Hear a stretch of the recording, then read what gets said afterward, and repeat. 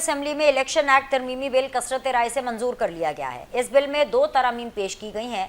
पहली तरमीम में जीतने वाले आज़ाद रुकन को 3 दिन के अंदर किसी भी सियासी जमात में शामिल होने का पाबंद बनाया गया है। 3 दिन के बाद कोई आज़ाद रुकन किसी और सियासी जमात में शामिल नहीं हो सकेगा। दूसरी तरमीम के मुताबिक जिस पार्टी ने मखसूस नशिस्तों की फहरिस्त इलेक्शन कमीशन को जमा ना कराई हो, उसे मखसूस नशिस्तें नहीं दी जा सकती।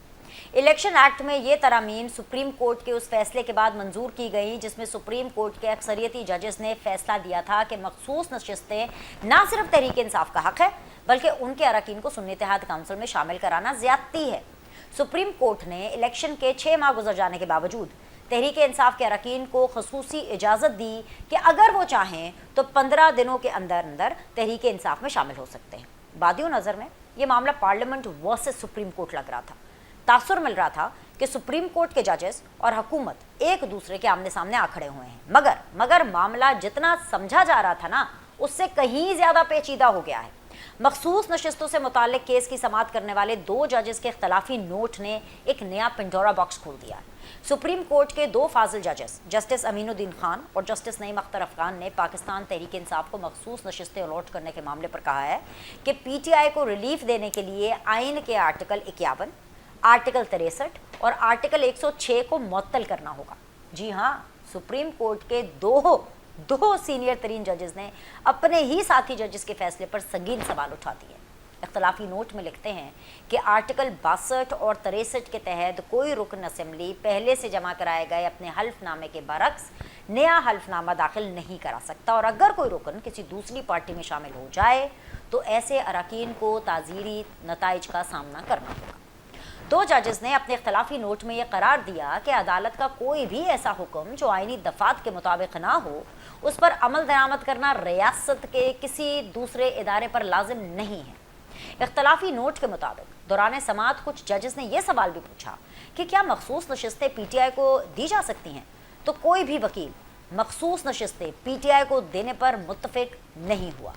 कवल शोजब के वकील सलमान अकरम राजा ने भी दलाइल में वाज़े कहा कि मखसूस नशिस्तें PTI को देने से इत्तफाक नहीं करता। इख्तलाफी नोट में कहा गया है कि एक ऐसी जमात जिसने आम इंतखाबात में हिस्सा ही नहीं लिया, उसमें जितने भी आज़ाद उम्मीदवारान शामिल हो जाएं, वो एक पार्लिमानी जमात नहीं बन सकती, और इस सिलसिले में इलेक्शन कमीशन ऑफ पाकिस्तान का मौक़िफ़ बिल्कुल दुरुस्त है। पेशावर हाई कोर्ट ने सुन्नी इत्तेहाद काउंसिल की दरख्वास्त दुरुस्त बुनियादों पर मुस्तरद की और उसके फैसले में कोई खामी नहीं थी। सुप्रीम कोर्ट के 2 सीनियर जजेस के मुताबिक PTI इस केस में फरीक नहीं थी, इसलिए PTI को रिलीफ देने के लिए आइन को मुअत्तल करना होगा। इख्तलाफी नोट में कहा गया है कि 80 अरकान की किस्मत का फैसला सुप्रीम कोर्ट ने उन्हें सुने बगैर कर दिया। उन अरकान का सुन्नी इत्तेहाद काउंसिल में जाना मुतनाज़ा था ही नहीं। ना सिर्फ सुन्नी इत्तेहाद काउंसिल की अपीलें खारिज की गई, बल्कि वो आज़ाद अरकान जिन्होंने सुन्नी इत्तेहाद काउंसिल में शमूलियत इख्तियार की, उन्हें सुने बगैर सुन्नी इत्तेहाद काउंसिल से छीना गया। सुप्रीम कोर्ट जब कोई अपील सुनती है तो उसका इख्तियार समाअत महदूद होता है, जिसे अक्सरियती फैसले में नज़रअंदाज किया गया। सुप्रीम कोर्ट के 2 सीनियर जजेस के इख्तलाफी नोट ने हुकूमती जमातों का मौक़िफ़ दुरुस्त करार दे दिया है। हुकूमत समझती है कि सुप्रीम कोर्ट का फैसला आइन के मुताबिक नहीं है, जिसे काउंटर करने के लिए वो इलेक्शन एक्ट में तरमीम ले आई है। अब सवाल ये पैदा होता है कि अब आगे क्या होगा ऐसी सूरत हाल में जहां सुप्रीम कोर्ट के फैसले की आइनी हैसियत पर बेंच में मौजूद 2 जजेस भी सवाल उठा रहे हैं। उस फैसले की कानूनी हैसियत क्या रह जाती है। सवाल ये भी उठता है कि पाकिस्तान में आइन तहरीरी शक्ल में होने के बावजूद आइन की तशरीह जज टू जज मुतजाद कैसे हो सकती है। $1 मिलियन सवाल ये भी है कि क्या तहरीक इंसाफ को रिलीफ देने के लिए एक बार फिर आइन का मनमाना इस्तेमाल किया गया? क्या एक सियासी जमात को रिलीफ देने के लिए आइन को मुअत्तल कर दिया गया है? क्या 2 जजेस का इख्तलाफी नोट दुरुस्त है, जिसमें वो बता रहे हैं कि अदालत का कोई भी हुक्म जो आइनी दफात से मुताबिकत ना रखता हो, उस पर अमल दरामद लाजिम नहीं? क्या सुप्रीम कोर्ट दौरान अपील ये मामला सुलझा देगी या फिर लड़ाई अभी शुरू हुई? इसी पर बात करेंगे और इसको मज़ीद समझने की कोशिश करेंगे इस छोटे से ब्रेक के बाद। आप कहीं मत जाइएगा क्योंकि पैनलिस्ट हमारे साथ होंगे। देखते रहिए सीधी बात बीनर सलीम के साथ। अस्सलाम वालेकुम जी, ब्रेक के बाद आप लोग को खुशामदीद कहते हैं। और आज सीधी बात जोन में जो पैनलिस्ट हमें ज्वाइन कर रहे हैं, लाहौर स्टूडियो से बैरिस्टर आमिर हसन साहब मेरे साथ मौजूद हैं, पाकिस्तान पीपल्स पार्टी को रिप्रेजेंट करें। अस्सलाम वालेकुम, खुशामदीद। मुझे ज्वाइन कर रहे हैं जी लालचंद माली साहब रहनुमा हैं पाकिस्तान तहरीक इंसाफ के। अस्सलाम वालेकुम, खुश आमदीद। मेरे साथ मौजूद हैं जी राजा कामरुल इस्लाम साहब, रहनुमा हैं मुस्लिम लीग नून के फ्रॉम द गवर्नमेंट बेंचेस। अस्सलाम वालेकुम, खुश आमदीद। And last but never the least मुझे माहिर कानून ज्वाइन कर रहे हैं हसन रज़ा पाशा साहब। अस्सलाम वालेकुम, खुश आमदीद। शो का आगाज़ जिस तरतीब से मैंने अपना इंट्रोडक्शन कराया है उस तरह से बिल्कुल नहीं कर रहा, और शो का आगाज़ मैं माहिर कानून से करना चाहूँगी, बिकॉज़ हमें कानूनी माहिरीन की हर लम्हा हल पर ज़रूरत है, क्योंकि जो कानूनी मामलात दिन ब दिन बदलते जा रहे हैं उनके लिए इनके बगैर गुजारा नहीं हो सकता, शो नहीं चल सकता। हसन रज़ा पाशा साहब, I think so you must agree कि हमारे आजकल के करंट अफेयर्स के पॉलिटिकल शोज़ जो हैं, आप जैसे हजरात, आप लोगों की एक्सपर्ट ओपिनियंस के बगैर नहीं चल सकते। वो इसलिए क्योंकि जब सुप्रीम कोर्ट में ही हमें इतनी कन्फ्यूजन नज़र आएगी, जब सुप्रीम कोर्ट के एक ही बेंच में एक ही फैसले में हमें मुतज़ाद, डिफरेंट की बात नहीं कर रही, मुतज़ाद हमें ओपिनियंस, मुतज़ाद फैसले, मुतज़ाद राय नज़र आएगी, तो सर फिर तो मैं आपसे ये पूछूंगी कि क्या सुप्रीम कोर्ट के जो 2 जजेस हैं उनके इख्तलाफी नोट ने हुकूमती मौक़िफ़ को दुरुस्त करार दे दिया है? क्या मैं आपसे ये सवाल पूछ सकती हूँ, और क्या आपका जवाब पीटीआई को और नून लीग को मुतमईन कर पाएगा सर? जी, बिस्मिल्लाहिर्रहमानिर्रहीम। आप ये सवाल मुझसे पूछ सकती हैं और इसका जवाब भी मैं दे सकता हूँ, कोई ऐसी बात नहीं है। देखिए, ये जो 2 मुअज़्ज़ज़ जज साहबान का इख्तिलाफी नोट आया है, इसको ऑल दो कि ये बाइंडिंग नहीं है, क्योंकि आइन और कानून के मुताबिक सुप्रीम कोर्ट की जो मेजॉरिटी जजमेंट होती है उसकी ही इम्प्लीमेंटेशन होती है आर्टिकल 189 ऑफ द कॉन्स्टिट्यूशन के तहत।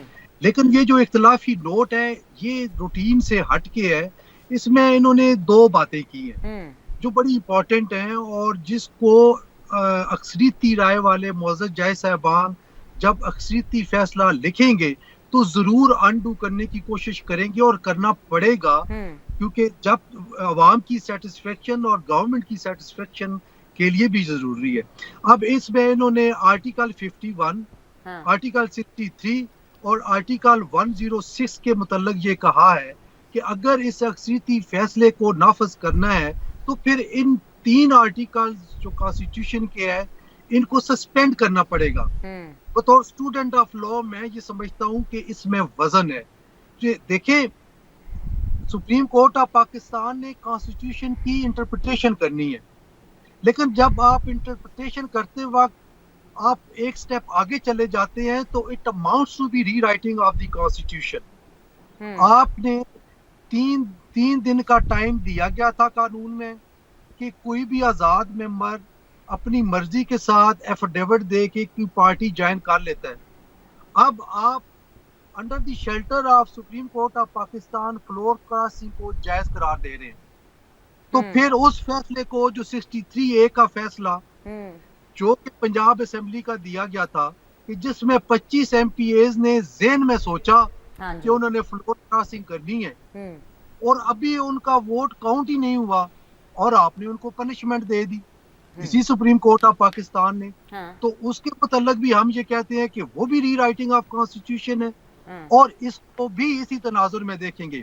लेकिन इन 2 मुअज़्ज़ज़ जज साहबान ने एक और चीज बड़ी इंपॉर्टेंट की है जो कि आम तौर पे खिलाफी नोट में ये बात नहीं होती, और इन्होंने वाज़ेह तौर पे ये लिखा कि कोई भी हुकूमती इदारा ऐसे किसी जजमेंट को जो कि गैर आईनी है उस इम्प्लीमेंट नहीं कर सकता और नहीं करना चाहिए। ठीक है, आपने बड़ी तफसीली इसको कहा, लेकिन सर मुझे अलाउ करें कि मैं आपसे दो और सप्लीमेंट्री क्वेश्चन पूछ लूं। जी प्लीज। जी सर, ये जो आपने सारी बात की है इख्तलाफी नोट के बाद जो सूरत हाल डेवलप हुई है, सर क्या जो 2 साथी जजेस के जो इख्तलाफी नोट हैं उसके बाद सुप्रीम कोर्ट का जो फैसला है उसकी आईनी हैसियत क्या है? अमल दरामद इस पे होना ही है ना? ऐसा तो नहीं हो सकता कि अब 2 जजेस ने अगर इख्तलाफी नोट लिख दिया है तो जो फैसला आया उसके ऊपर अमल दरामद नहीं होगा। Basically what is the net result, ये मुझे जरा प्लीज एक्सप्लेन कर दे ताकि हमें पॉलिटिकल डिस्कशन में मदद मिले ना, पीटीआई को पता हो कि क्या बोला। और अगर अमल दरामद इसके ऊपर होना ही है तो फिर सर कैसे अमल दरामद कराएंगे?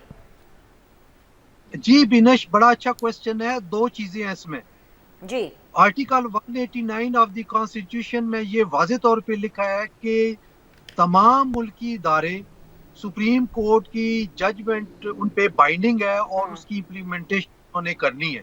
तो ये तो है कि हर अक्सरीती फैसले की इम्प्लीमेंटेशन होती है।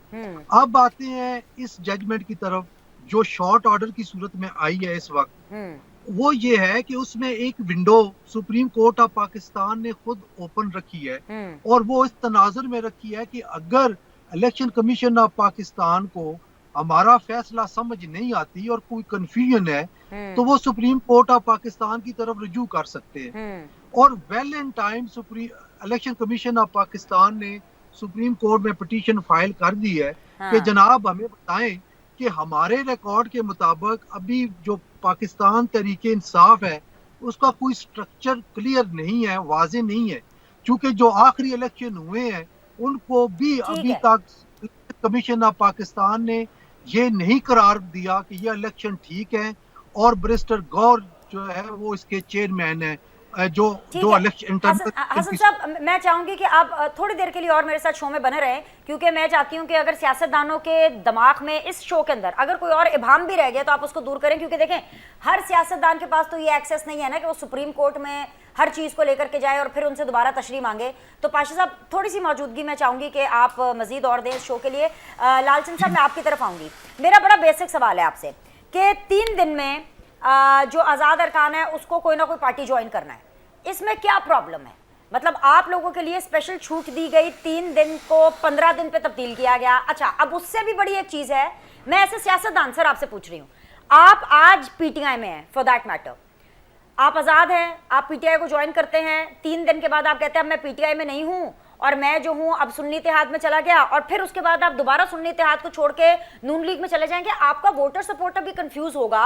तो एक दफा जो कमिटमेंट कर दी बस उसके ऊपर फिर कायम रहना है। इन दोनों बातों के अंदर पीटीआई को क्या प्रॉब्लम नजर आ रही है? क्योंकि आज मैं नेशनल असेंबली के अंदर देख रही थी, आप फिर से कह रहे थे कि इस पूरी तरमीम को लेकर के आप फिर से सुप्रीम कोर्ट जाएंगे।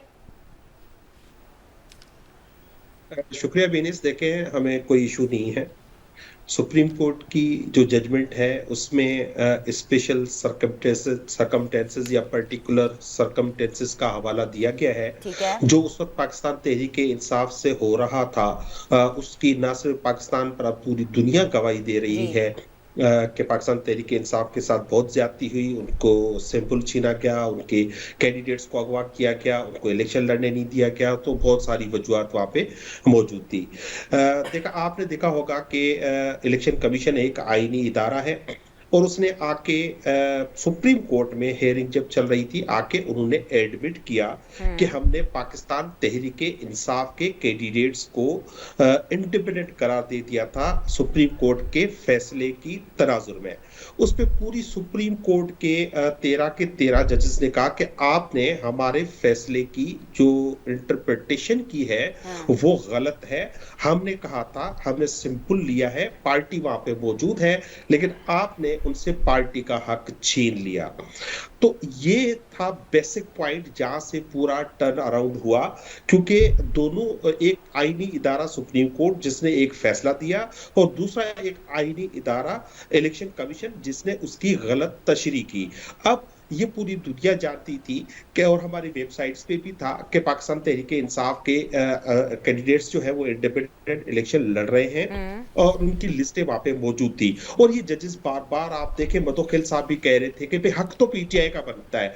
तो ओवरऑल उन्होंने जो तफसीली फैसला जो आएगा 184(3) उस पर अप्लाई करते हैं, 187 आइन का करते हैं, कंप्लीट जस्टिस करते हैं और उसमें वो डिटेल जजमेंट में आएगा। लेकिन ये हुकूमत जो है, मौजूदा हुकूमत, वो कह क्या रही है? वो कह रही है कुछ भी हो जाए, वो ना बांग्लादेश देख रही है, ना इन्होंने 71 में देखा, ना आज देख रही है। वो चाहते हैं कि हर सूरत में पाकिस्तान तहरीक इंसाफ या अवाम, देखिए बांग्लादेश कहां से आ गया? नहीं सर, आप ही के साथ हूँ, आप खत्म मत करें, आपको तो मैंने अभी शुरू कराना है। ये जो बांग्लादेश है, ये बांग्लादेश कहां से आ गया सर? और अगर हुकूमत को देखना है बांग्लादेश, तो मुझे तो लगता है कि हुकूमत से कहीं ज्यादा पीटीआई को देखना चाहिए बांग्लादेश। आप ही कह रहे थे ना कि शेख मुजीब आपके हीरो हैं, आप ही के ट्विटर अकाउंट्स बोल रहे हैं चीख चीख के। तो देखें हीरो के साथ क्या हुआ, टोटे टोटे हो गया। हीरो की बेटी को भी जगह नहीं मिली, वो भारत गई, भारत ने भी कहा हम नहीं रख सकते। सो जब आप अपनी रियासत के साथ ऐसा करते हैं ना, जब आप रियासत के साथ इंडिया नवाज के तौर पे हसीना वाजिद को जाना जाता था कि उन्होंने बांग्लादेश की जो सरजमीन है वहां पर इंडियन एजेंडे को किए। सर नहीं, मैं सिचुएशन बता रही हूँ ना, आपका जवाब कौन सा छोटा होगा सर? एमसीक्यूज तो हो नहीं रहे ना कि ABCD आप टिक कर दें। सर आप मुझे समझाएंगे ना, आप कह रहे हैं कि हुकूमत बांग्लादेश नहीं देख रही है। हुकूमत बांग्लादेश क्यों देखे? हुकूमत तो पाकिस्तान देखेगी ना सर, हम पाकिस्तान में रहते हैं। जी सर, जी सर। अच्छा, तो मैं अपनी वहीं से कंटिन्यू करूंगा जो मैं बात कर रहा था कि सुप्रीम कोर्ट में बार बार ये सवाल आया कि एक जमहूरियत में, एक जमहूरी मुल्क में बुनियादी तौर पे आईन पाकिस्तान हो या सुप्रीम कोर्ट हो, उसको वोटर जो जमहूर है उसका बुनियादी हक जो है वो प्रोटेक्ट करना है। पॉलिटिकल पार्टीज बाद में आती है और उस सारे तनाजुर को नजर में रखते हुए मेजॉरिटी जजेस, इवन 11 जजेस ने ये कह दिया कि पाकिस्तान तहरीक इंसाफ पॉलिटिकल पार्टी थी, पॉलिटिकल पार्टी है, और वो जो है 11 जजेस ने कहा 39 आप बेशक जो है डिक्लेयर कर दे पीटीआई का, लेकिन 11 जजेस ने कहा, 8 जजेस ने कहा कि आप 41 करें। अब आ जाते हैं बांग्लादेश में। बांग्लादेश में 15 साल से हसीना वाजिद रूल कर रही थी। उसने मीडिया को गेट किया, उसने अपोजिशन को जेलों में डाला, उसने इंसानी हकूक को जो है मुअत्तल कर रखा था, उसने एक रेन ऑफ टेरर जारी किया हुआ था। यही वजह बनी कि अच्छा इलेक्शन उसने चोरी किए जो बिल्कुल जो पाकिस्तान में हुए थे, और यही वजह बनी कि लोगों में लावा फट पड़ा। ये पाकिस्तान तहरीक इंसाफ है जो चाहती है कि पाकिस्तान एक पुरअमन मुल्क हो, जो भी ट्रांजिशन हो पुरअमन तरीके से हो, उसमें वायलेंस की इन्वॉल्वमेंट ना हो। हम समझते हैं जो बांग्लादेश में शेख हसीना वाजिद ने ज्यादतियां की, वो ये मौजूदा हुकूमत भी वो कंटिन्यू किए हुए हैं, और इनकी भी फेट वही होगी। इनको भी इस तरह, शायद उनको तो हेलीकॉप्टर मिल गया, इनको भागने के लिए हेलीकॉप्टर भी ना मिले। लिहाजा पाकिस्तान की अवाम की विल का, पाकिस्तान की अवाम की मंशा का, पाकिस्तान की जमहूरियत का ये गला ना घोटे। एक उस मुल्क में अब 2 जजेस की आपने बात की, जिस मुल्क के 2 जजेस बैठ के ये अपने ऑर्डर में कहें कि कोई भी गैर आईनी फैसला, ये तो एक आम पुलिस वाला भी बता सकता है, आम शहरी भी बता सकता है कि गैर आईनी फैसला नहीं मानना चाहिए, लेकिन ये फैसला कौन करेगा कि ये आईनी है या गैर आईनी है? ये बड़ी अच्छी बात आपने की। ये फैसला कौन करेगा कि फैसला आईनी है कि गैर आईनी? मेरे साथ रहिएगा, मैंने बाकी 2 पार्टिसिपेंट को भी शामिल करना है। जाना तो वैसे मैं हुकूमत के पास जाती थी, लेकिन मुझे लगता है कि मुझे एक मिडिल पर्सन की जरूरत है, तो मैं पीपल्स पार्टी की तरफ जाती हूँ। यहाँ से शुरू करें कि क्या ये हुकूमत जो शहबाज सरकार है वो हसीना वाजिद की सरकार की तरह एक डिक्टेटरशिप की सरकार थी? क्या उन्होंने ज़मीन तंग की हुई है? क्या उन्होंने तमाम ये जो भी बातें ये माली साहब ने किया, आपने सुन लिया है कि क्या नून लीग की हुकूमत ये कर रही है इनके साथ? और साथ में आप ये चीज़ जोड़ दीजिएगा कि ये जो सुप्रीम कोर्ट वर्सेस पार्लियामान की लड़ाई है, ये लड़ाई है मेरी नज़र में, ये किस अंजाम तक पहुँच रही है? फैसले पर अमल होना है, नहीं होना, क्या होगा? बहुत शुक्रिया। देखिए जी, अगर सुप्रीम कोर्ट की या पार्लियामेंट की लड़ाई हो रही है तो ये कोई नई लड़ाई नहीं है। वजह यह है कि पाकिस्तान के अंदर इदारों के इस्तेहकाम और इदारों की कंटिन्यूटी के लिए कोई काम नहीं होता। जहाँ पे शख्सियत तगड़ी बैठी हो वो इदारा भी तगड़ा हो जाता है, और वो फिर अगर इफ्तिखार चौधरी बैठा हो तो वो पार्लियामान की बनाई गई आइनी तरमीम को भी रद्द करके जजों की तकर्री अपनी मर्जी से करता है। ठीक है। इसीलिए अगर पार्लियामेंट मजबूत हो तो पार्लियामेंट सुप्रीम कोर्ट को रुगेती है, ये हमारी तारीख है। लेकिन आज आइए, आज के तनाजुर में अगर हम देखें तो मैं समझता हूँ कि हर इदारे को, जो ट्राइकोटमी ऑफ पावर है हमारे कॉन्स्टिट्यूशन में, हर इदारे को अपनी डोमेन में काम करना चाहिए। अगर जजेस का ये इख्तियार है कि वो फैसला करें तो पार्लियामेंट का भी ये इख्तियार है कि वो कानून बनाए। अब उसे उसके बुनियादी हक से कोई नहीं रोक सकता, जैसे कि जजेस को उनके बुनियादी हक से नहीं रोक सकता। अच्छा, कदगन कहाँ पे लगेगी? कदगन ये लगेगी कि आइन के जो फंडामेंटल प्रिंसिपल्स हैं उसके खिलाफ पार्लियामान कोई कानून साजी ना करे, और इसी तरह जो जजेस हैं या सुप्रीम कोर्ट है या हमारे दूसरे कोर्ट्स हैं, वो जो आपका आइन है, कॉन्स्टिट्यूशन है, उसके फ्रेमवर्क से बाहर जाके कोई फैसले ना करे, तशरीह में अपनी मर्जियां शामिल ना करे। लेकिन मसला तब होता है जब हमारे जजेस तशरीह के अंदर अपनी इतनी मर्जी शामिल करते हैं कि वो आइन को बिल्कुल एक तरफ करके अलहदा से। अब ये जो मामला है बड़ा सादा सा मामला है। सुन्नी इत्तेहाद काउंसिल गई 81 मेंबर्स उसके कि हमें मखसूस सीटें दे। अब उनके वकील ने एक दफ़ा भी नहीं कहा कि ये सीटें पीटीआई को दी जाएं। ये था बुनियादी मामला। अब जजेस ने वो रिलीफ भी दे दिया जो कि मांगा ही नहीं गया वकील की तरफ से। सलमान अकरम राजा ने भी नहीं मांगा कि पीटीआई को ये मखसूस सीटें दे। उन्होंने कहा कि अब जो सुन्नी इत्तेहाद काउंसिल में आए थे वो वापस पीटीआई में चले जाएं। अब आप पीटीआई में चले जाएं, आपको सीटें भी मिल जाएंगी। तो ये फिर लोटाक्रेसी का दरवाज़ा खोला गया जिसे पार्लियामेंट में हम लोग रोक चुके थे बड़ी मुश्किल के साथ, जिससे हमेशा पार्लियामान को गैर मुस्तहकम किया गया। अब सुप्रीम कोर्ट ने ऐसा फैसला किया है जिसे जो कि अब ये डिसेंटिंग नोट भी आ गया 2 ऑनरेबल जजेस का, किस तरह तो आपको बहुत से आर्टिकल्स को मुअत्तल करना पड़ेगा। तो मैं समझता हूँ जजेस जब अपनी पावर से निकलते हैं और बैठ के इतना केस सुना गया, इतने दिन लाइव सुना गया, और ज़्यादातर आर्ग्यूमेंट से ज़्यादा जजेस के क्वेश्चंस थे, जिससे हमें जजेस की तशनगी नजर आई। जजेस को इतने क्वेश्चन वो रेज हो रहे थे कि मुझे तो लग रहा था कि हमारे जजेस बड़े तशना हैं कॉन्स्टिट्यूशन के बारे में, और मौका ही नहीं दिया जा रहा था लॉयर्स को बात करने का। तो जब भी आपकी ये सुप्रीम कोर्ट सियासी मामलात में दखल अंदाजी करती है या इसे घेर घार के इस तरफ लाया जाता है, तो ना तो वो फैसला वकार पाता है ना सुप्रीम कोर्ट वकार पाती है। तो मैं समझता हूं कि पार्लियामेंट जो कर रही है वो भी अपना बुनियादी काम कर रही है, लेकिन अगर वो भी चढ़ाई करेगी, वो भी महाजराई करेगी, तो मामला बेहतर होने की बजाय खराब होंगे।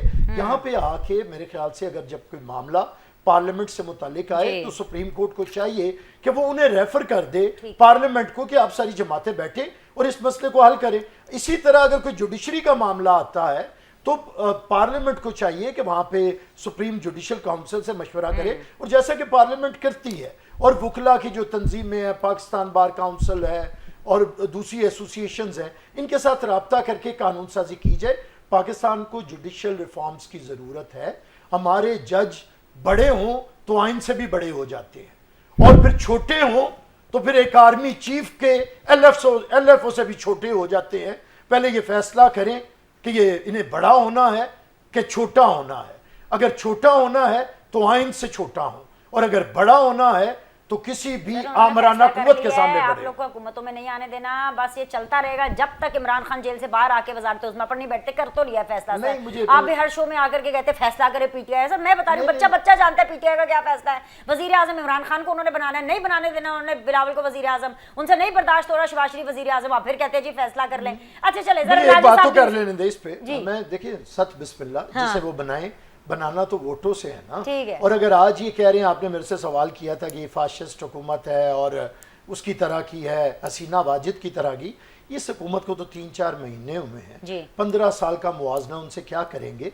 फैशिज्म देखिए, फैशिज्म का वो एतराज करे जिसका अपना दौर बड़ा जमहूरी हो, सहाफ़ियों के साथ बड़े अच्छे रहे हों, बड़ा उन्होंने आज़ादी राय के इजहार का किया हो, अपोजिशन के लोगों को मुकम्मल आज़ादियाँ हों, किसी की ख़वातीन के साथ बुरा सलूक ना किया गया हो, कोई वज़ीर आज़म ये ना कहता हो कि इसका एसी बंद कराऊंगा, इसे फ्रिज छीनूंगा, इसे मैं उल्टा लटकाऊंगा।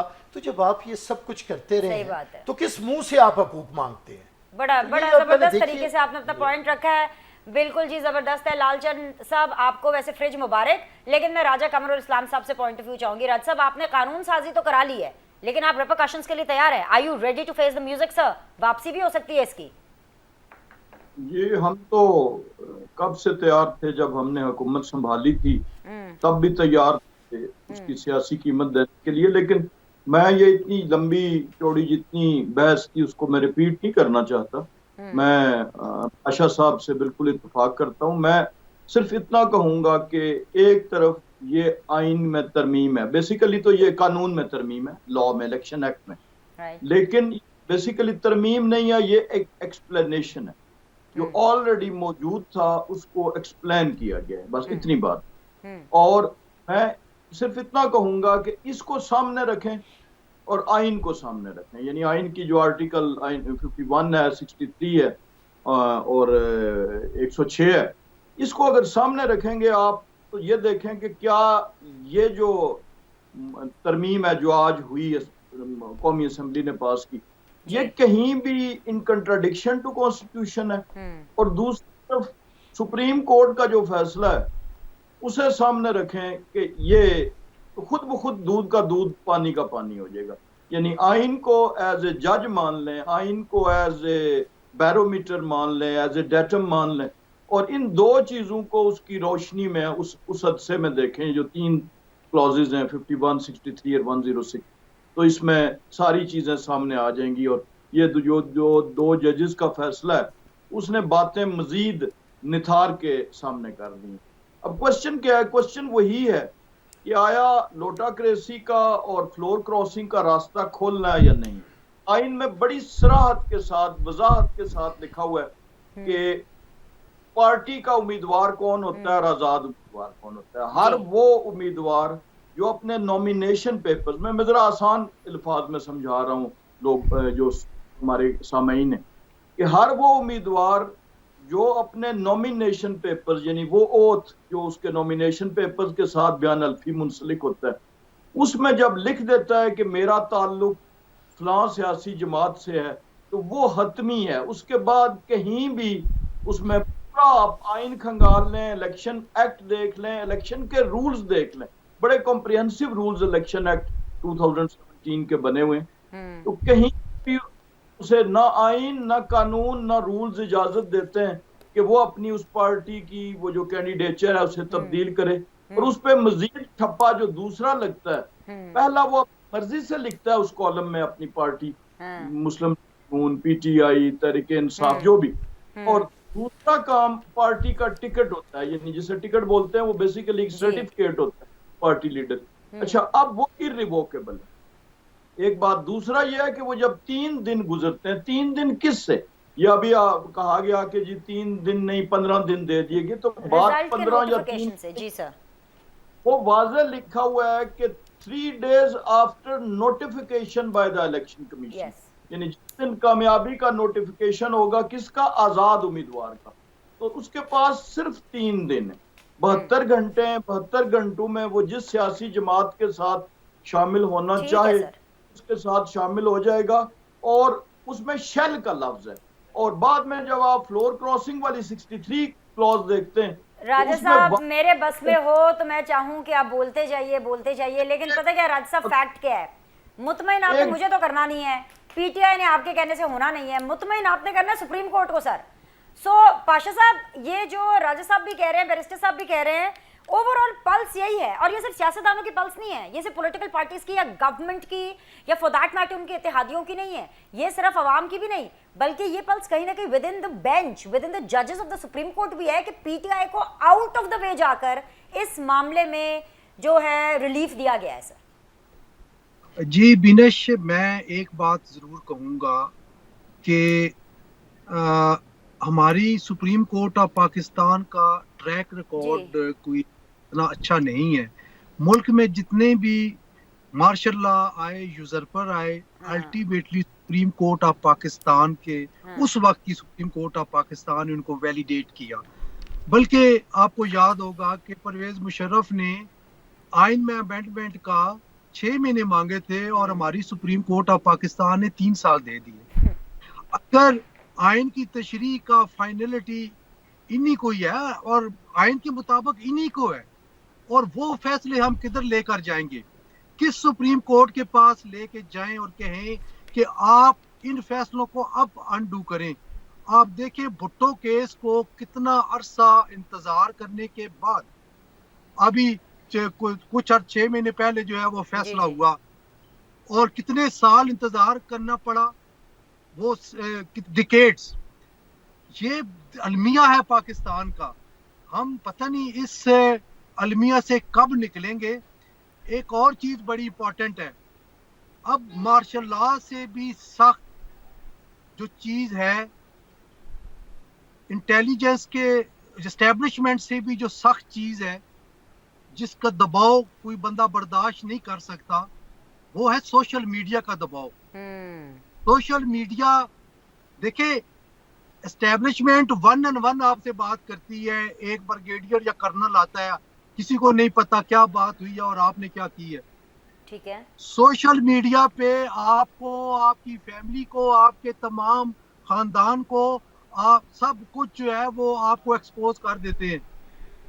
ये खौफ, ये डर, ये सबसे हावी है इस वक्त।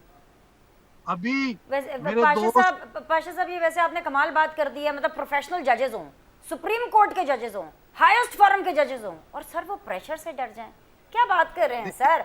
मतलब हमारे पे प्रेशर नहीं है, हम भी एंकर्स हैं, हमारे पे भी प्रेशर होता है। और अगर वो कॉम्प्रोमाइज्ड है सर, कोई भी कॉम्प्रोमाइज्ड है, अगर कोई जज कॉम्प्रोमाइज है, प्रेशर फील कर रहा है, तो सर खुद दयानतदारी से अपने घर चले जाएं। जैसे कि मैं अभी एक ब्रेक पर जा रही हूँ, एक छोटा सा ब्रेक लेते हैं, ब्रेक के बाद वापस आएंगे, डिस्कशन को रिज्यूम करेंगे। Will be back. आप लोग को खुशामदीद कहते हैं। पैनलिस्ट मेरे साथ मौजूद हैं, बैरिस्टर आमिर हसन साहब हैं, लालचंद माली साहब हैं, राजा कमरुल इस्लाम साहब हैं, हसन रजा पाशा साहब हैं। माली साहब, मैं आपके पास आना चाहूँगी इस सवाल के साथ कि सर इतनी ज़्यादा बैशिंग आप लोग की हो रही है कि आप लोग सोशल मीडिया के ऊपर प्रेशर भी डाल रहे हैं, आप लोग को आउट ऑफ द वे जाकर रिलीफ भी दिया जा रहा है। आज एक और रिलीफ भी मिला है, आज इमरान खान साहब को फ्रिज मिला है। भाई जाहिर सी बात है, वो कहते हैं खाना ख़राब हो जाता है गर्मी के अंदर, और खाना ख़राब होने की वजह से जो है मेरा पेट ख़राब हो जाता है, और जब इमरान खान साहब का पेट ख़राब हो यानी हाजमा ख़राब हो, तो फिर पूरी पीटीआई का हाजमा ख़राब हो जाता है, जितनी भी बाकी रह गई है।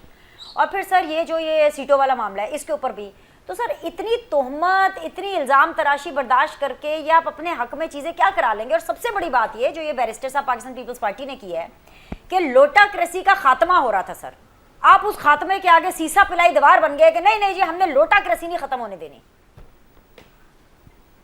जी देखिए, बैरिस्टर साहब मेरे दोस्त हैं और हम काफी प्रोग्राम से मिल रहे थे। मैं तो बात बेसिकली पीपल्स पार्टी की करूंगा। पीपल्स पार्टी इस जो है ना, ये एक जो एक लाश होती है ना, ये हुकूमत वो बन गई है और उसको ये कंधा दिए हुए है। और 2 दिन पहले उन्होंने कहा कि इसको जल्दी दफनाओ। नैयर बुखारी साहब का बयान आया कि असेंबलियां तोड़ दे और वापस इलेक्शन में जाए।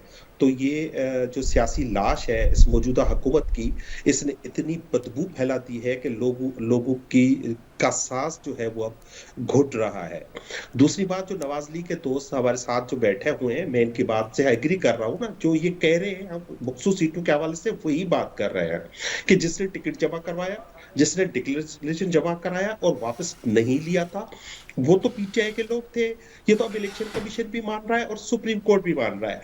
लेकिन जब हमें जो ज्वाइन करनी थी, जो हमारे आजाद कैंडिडेट आए, उस वक्त पीटीआई का ऑप्शन उन्होंने खत्म कर दिया था, उनको आजाद डिक्लेयर कर दिया था। इसी वजह से उनको एसआईसी में जाना पड़ा, क्योंकि उनसे वो हक छीन लिया गया था। पहले सिंबल छीना, फिर ज्वाइनिंग का हक छीना। सब कुछ हो गया सर, चले गए ना, सुन्नी इत्तेहाद में चले गए।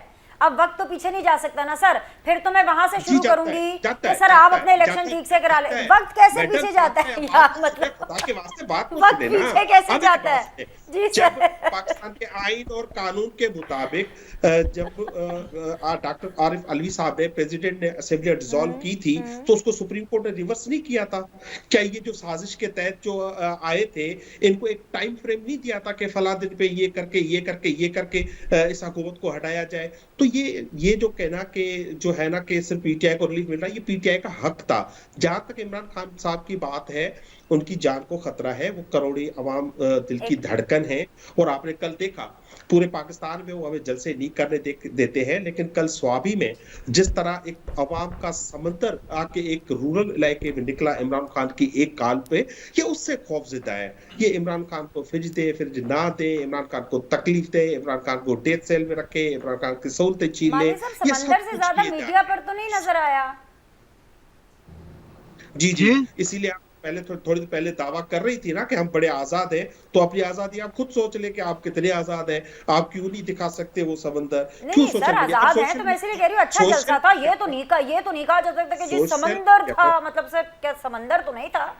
आपकी अपनी गवर्नमेंट है, मुझे बताएं सवाबी किधर है, लोग कैसे आए, किस जगह पर आए सर, किस जगह पर आए? लाहौर, कराची, इस्लामाबाद आप करते दावे आपके कि जी हम दुनिया जहां के पॉपुलर तरीन लीडर, और जलसे का आपने इंतखाब किया, वो कोने में सवाबी। हाँ, हमने कल भी ऐलान किया है स्वाबी जलसे में कि हम इस्लामाबाद में जलसा करेंगे। आपको पता है ये हमारे एनओसी दे के किस तरह हमारा जब दूसरे दिन जलसा हो रहा होता है तो ये हमारे कंटेनर उठा लेते हैं, हमारा स्टेज डिस्ट्रॉय कर देते हैं। ये सब आपकी आंखों के सामने होता है। हम लाहौर में करना चाहते हैं, हम कराची में करना चाहते हैं, हम पेशावर में करना चाहते हैं। हम पूरे मुल्क में पाकिस्तान के अवाम को एक रास्ता दे कि वो अपनी विल को एक्सप्रेस करे। आपको अंदाजा है कल भी ठीक है माली साहब, आप मुझे अभी बांग्लादेश की एग्जांपल्स दे रहे थे पिछले सेगमेंट के अंदर। मैं एक और आपको मिसाल दे देती हूँ। जो भी बांग्लादेश में हुआ ना, जो भी हुआ वो किसी एनओसी के तहत नहीं हुआ।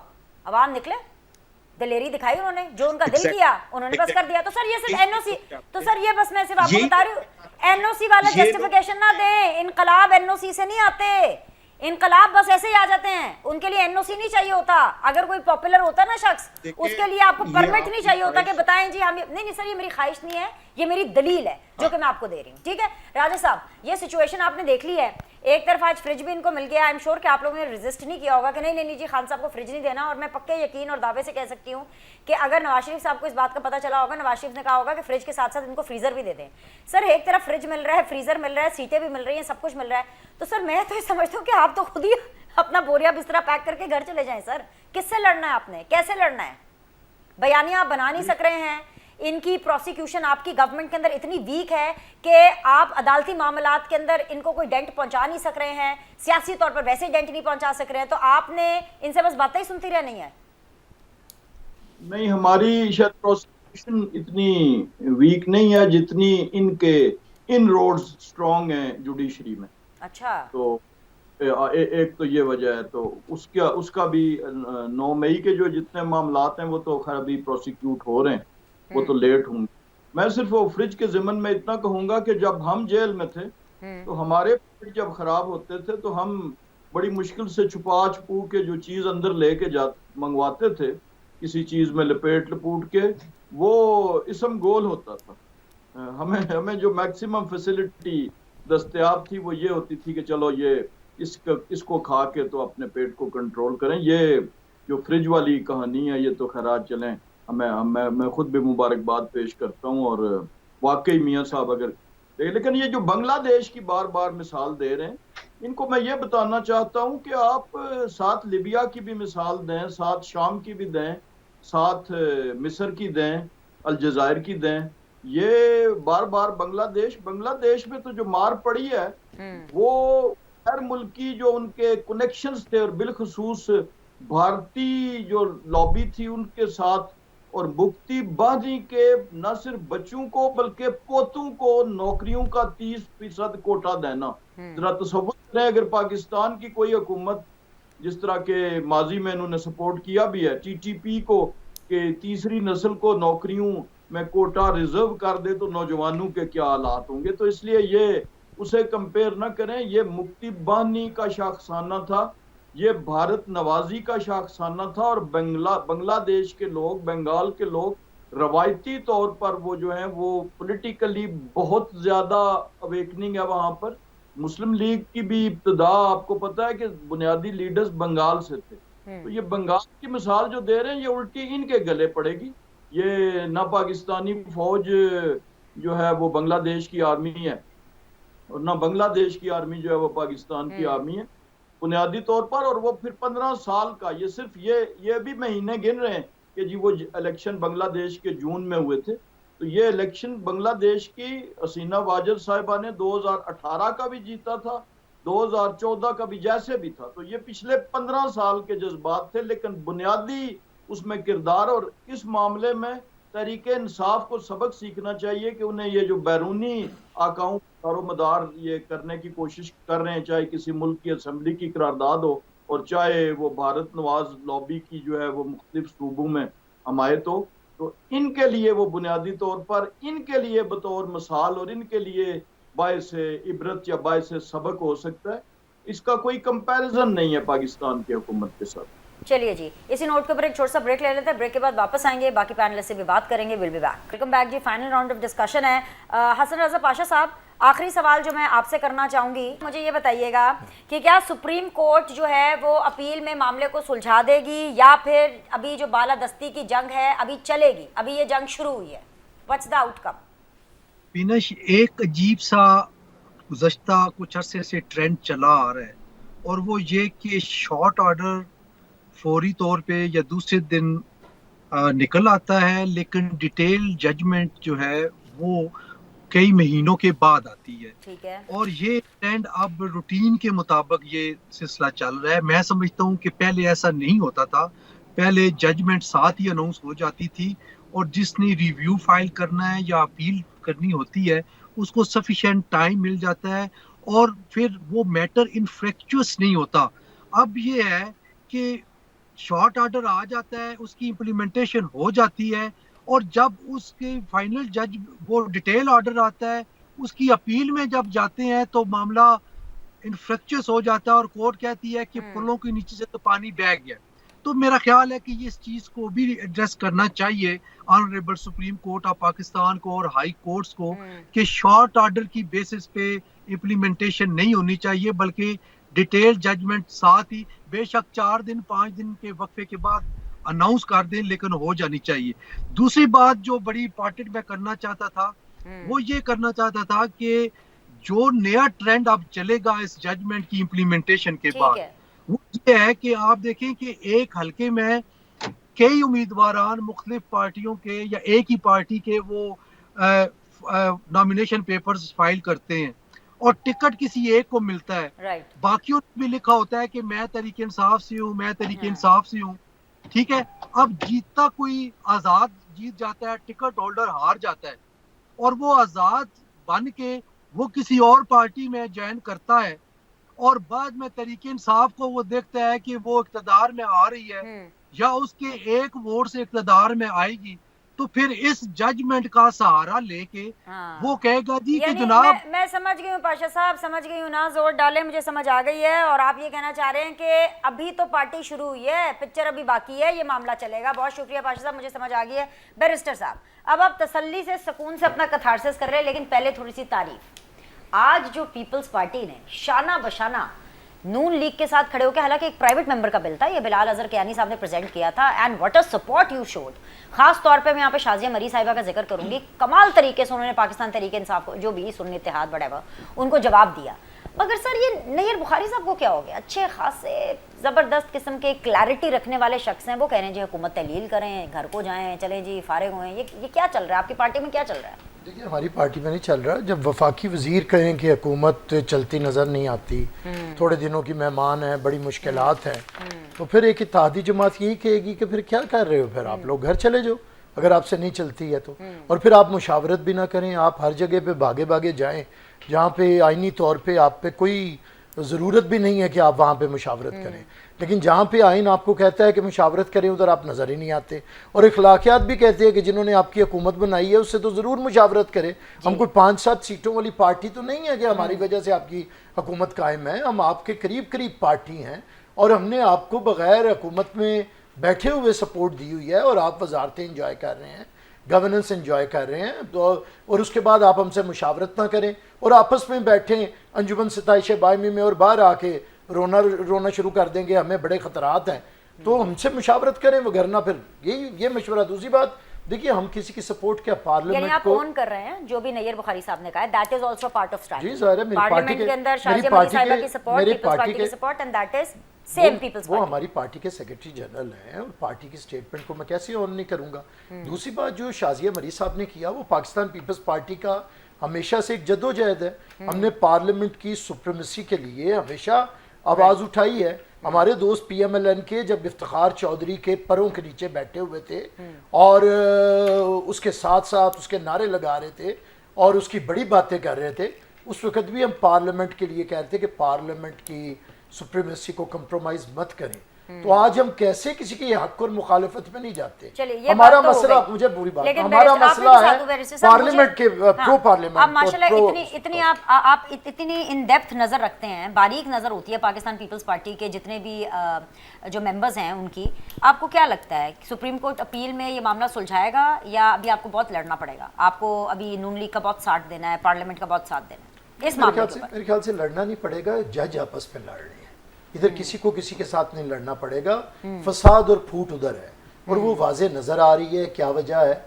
देखिए, जब तक हमारे बेनिफिशियरी तो PTI बन रही है ना सर, बेनिफिशियरी कोई और भी जब बेनिफिशियरी एक ऐसी जमात बन रही है जो कि एट द सेम टाइम आप लोग के मुताबिक वायलेंट भी है, आप लोग के मुताबिक वो नौमई भी करती है, तो सर फिर सियासी तौर पर आप लोगों को भी तो डेंट पड़ता है ना। देखिए, आप इन जजेस को आपस में लड़ने देंगे कि आप सियासी तौर पर अपनी स्पेस के लिए लड़ेंगे? देखिए, बेनिफिशियरी तब हो जब उन्हें बेनिफिट मिले।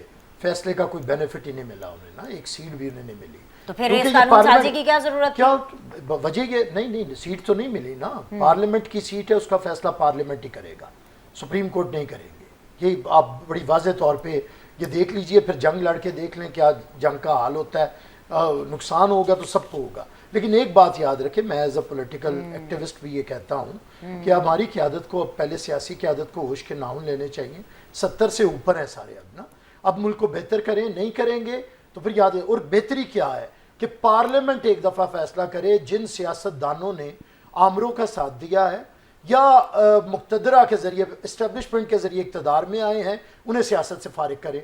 इसी तरह हमारी अदली उन जजों ने जिन्होंने LFO के ज़रिए मुँह काला किया है, जिन्होंने वज़ीर आज़म को फांसी की सज़ा दी है, उनकी कम से कम तस्वीरें तो उतारे ना, उनके तो मुँह काले करें ना। इसी तरह हमारी फ़ौज और मुक्तदरा जिन्होंने मार्शल लॉ लगाया है, उनकी सपोर्ट से बाहर निकले। हर इदारा अपना एहतसाब खुद करे। जब तक ये एहतसाब नहीं होगा तो महज डायलॉग करने से फाइज ईसा साहब की नीयत पे शक नहीं, लेकिन अगर वो कोर्ट रूम नंबर 1 से यही कहते रहेंगे कि ये गलत फैसला हुआ है और तस्वीरें उनकी लगी रहेंगी, तो फिर आपके फैसले को एतबार नहीं मिलेगा। इसी तरह पार्लियामेंट अगर चाहती है कि अपनी सुप्रीमेसी को कायम करना है, तो उन सियासतदानों को जो बगल बच्चे बनते हैं इस्टेब्लिशमेंट के, उनसे इजहार बरात करे। और इसी तरह अगर हमारी फौज कहती है कि उसकी रिस्पेक्ट हो, जो कि होनी चाहिए, तो फिर उसे भी उन जर्नलों से इजहार बरात करना पड़ेगा। वो जनरल अयूब हो, जनरल याया हो, जनरल ज़िया हो, या जनरल मुशर्रफ हो, या जनरल फैज़ हो, या जनरल बाजवा हो, कि जो पाकिस्तान के अंदर मैनूवरिंग करते हैं और पाकिस्तान की सियासत में हिस्सा लेते हैं। ये कदम उठाएंगे तो बेहतरी होगी, वगरना अगर ये हमारी 70 साल क़यादत ये नहीं कर सकती तो फिर रिटायर हो जाए। बड़ी जबरदस्त बात की है कि सबको अपनी अपनी सकते। डोमेन में रहना होगा। और इसी नोट के ऊपर मैं आज इस शो को क्लोज कर रही हूँ। बहुत बहुत शुक्रिया मेहमानों का पार्टिसिपेशन के लिए। आप लोगों से कल मुलाकात करेंगे। अल्लाह हाफ़िज़।